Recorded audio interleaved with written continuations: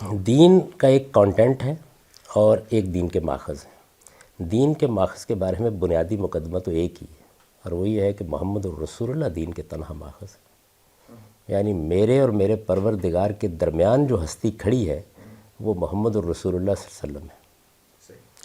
کوئی بریلوی ہو، کوئی دیوبندی ہو، کوئی شافعی ہو، کوئی حنفی ہو، کوئی ماتریدی ہو، کوئی اشعری ہو، یہ مانے گا تو وہ دین میں ہے۔ میری کتاب شروع اس سے ہوتی ہے۔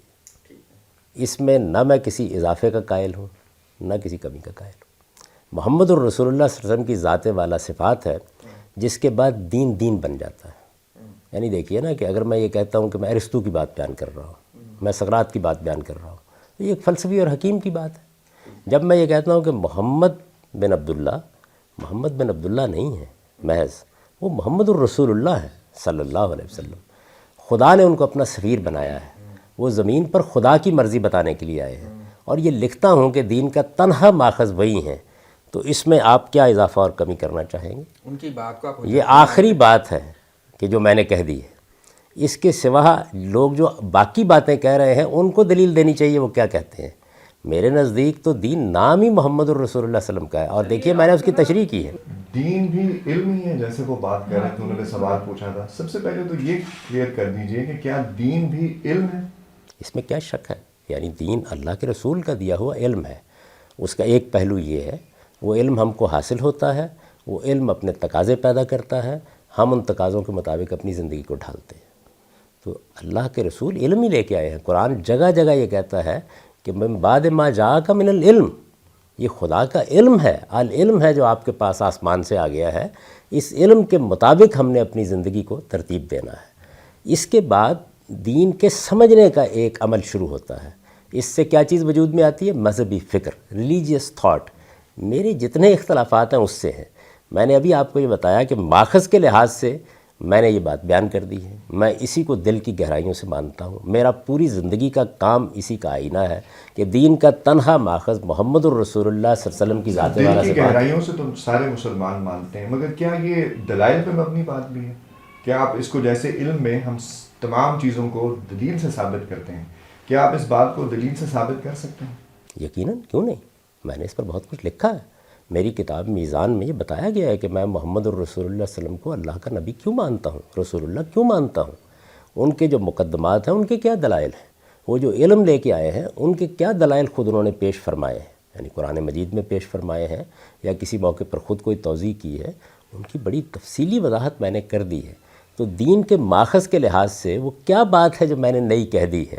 یہی بات ہے جس کے اوپر ساری انسانیت کھڑی ہے کہ دین میں کوئی بات یا تو میرے علم و عقل سے صادر ہوگی، پھر مجھے بتانا پڑے گا کہ میں کیا کہہ رہا ہوں، یا خدا کا پیغمبر بتائے گا آگے۔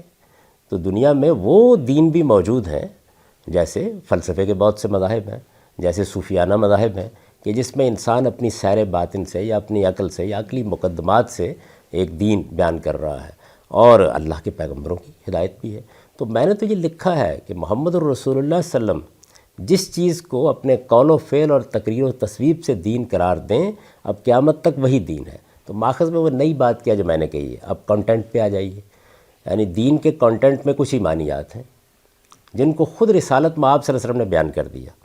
آپ جانتے ہیں کہ حدیث جبریل میں ایک موقع کے اوپر جب سوالات کیے گئے ہیں، جبریل امین نے سوالات کیے ہیں، تو رسالت مآب صلی اللہ علیہ وسلم نے جواب دیا کہ ایمان یہ ہے۔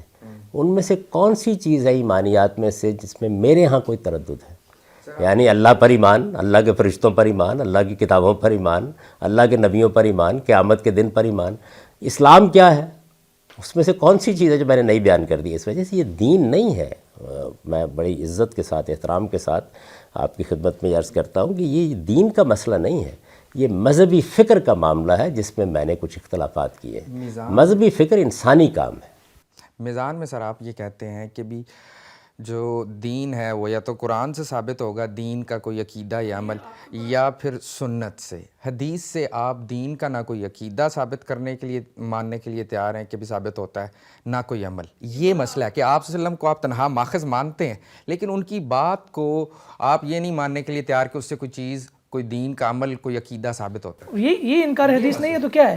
یعنی آپ ایک طرف آپ ایک منٹ آپ کہتے ہیں کہ یہ میں سیدھا سا لفظ کہوں گا کہ آپ نے نا یہ جو تنہا ماخذ اور لفظ لکھا ہے تو اس کو پورا ڈھکوسلا بنایا آپ نے، بنائی آپ نے اپنے لیے. یعنی آپ یعنی رسول اللہ صلی اللہ علیہ وسلم دین کا تنہا ماخذ ہیں، لیکن رسول اللہ صلی اللہ علیہ وسلم جو فرمائیں گے اس سے کوئی دین عقیدہ نہیں بنے گا، رسول اللہ صلی اللہ علیہ وسلم جو فرمائیں گے اس سے کوئی عمل نہیں بنے گا.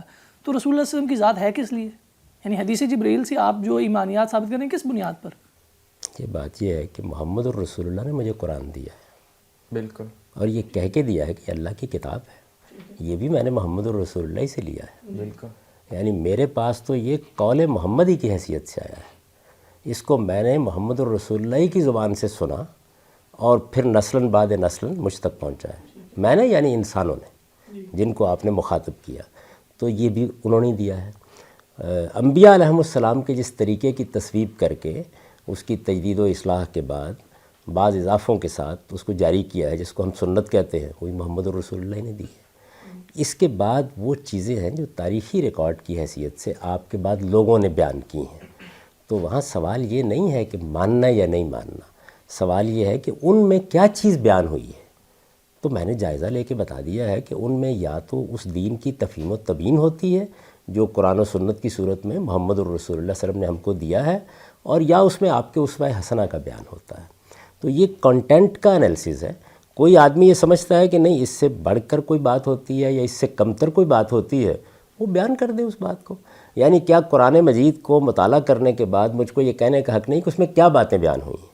مثال کے طور پر اگر کچھ لوگ یہ دعویٰ کر رہے ہو کہ قرآن مجید میں ایٹم بم بنانے کا طریقہ بیان ہوا ہے، اور میں یہ کہوں کہ یہ تو اس میں بیان نہیں ہوا، تو بالکل ایسے ہی میں جتنا بھی تاریخی ریکارڈ ہے جس کو حدیث کہا جاتا ہے یا صحابہ کی نسبت سے آثار کہا جاتا ہے، اس کا جائزہ لے کر ایک ایک روایت کو دیکھنے کے بعد، اب تو کم و بیش 70,000 کے قریب ہو گئی ہیں.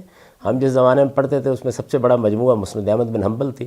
زیادات وغیرہ کو شامل کر کے آپ کہہ سکتے تھے کوئی 30-35 ہزار کے قریب روایات ہیں. ان سب پہ نظر ڈالنے کے بعد ان میں سے ایک ایک کی تحقیق کے بعد میں نے یہ بتا دیا کہ ان میں سے کسی میں بھی نہ کوئی نیا عقیدہ بیان ہوا ہے، نہ کوئی نیا عمل بیان ہوا ہے، بلکہ وہ عقائد و اعمال جو محمد الرسول اللہ صلی اللہ علیہ وسلم نے قرآن مجید کی صورت میں دیے، سنت کی صورت میں جاری کر دیے، انہی کی توضیح ہوئی ہے، انہی کی تشریح ہوئی ہے، انہی کو مزید وضاحت سے بیان کیا گیا ہے، انہی کے بارے میں سوالوں کا جواب دیا گیا ہے. تو 2 لفظ میں نے متعارف کرائے، تفہیم و تبیین اور اسوہ حسنہ. تو اس میں انکار کا سوال کہاں سے پیدا ہو گیا؟ تو کانٹینٹ کا انالیسز ہے. تقدیر پر سر آپ ایمان رکھتے ہیں؟ تقدیر پر ایمان رکھتے ہیں آپ؟ تقدیر پر کون مسلمان ایمان نہیں رکھے گا؟ یہ قرآن مجید میں بیان نہیں ہوا، یہ حدیث جبرائیل میں بیان ہوا ہے. اب جب عقائد گنوا رہے تھے آپ نے لسٹ میں اس کو شامل نہیں کیا، کیوں شامل نہیں کیا؟ قرآن مجید میں کب بیان نہیں ہوا؟ قرآن مجید تو بھرا پڑا اس سے. قرآن نے بتایا ہے کہ جس وقت ہم نے اس پوری انسانیت کو بنایا تو قدر فہدا، ہم نے اس کی تقدیر مقرر کی، ہم نے اس کو ایک راستے پر ڈالا. حدیث جبرائیل میں ایمانیات کی لسٹ میں اس کو مستقل عقیدے کے طور پر بیان کیا گیا. یہ ایمان آپ باللہ اس کو مستقل عقیدہ مانتے ہیں؟ یہ ایمان باللہ کی فرع کے طور پر بیان ہوا ہے. جب فرع میں پھر رسالت پر ایمان بھی فرع ہے، فرع میں پھر قیامت پر ایمان بھی فرع ہے. اگر ہم اس کو سنتھسائز کریں گے وہ تو ہو جائے گا، لیکن اس کو لسٹ میں باقاعدہ الگ طور پہ ایک حیثیت دی گئی ہے، تقدیر پر ایمان.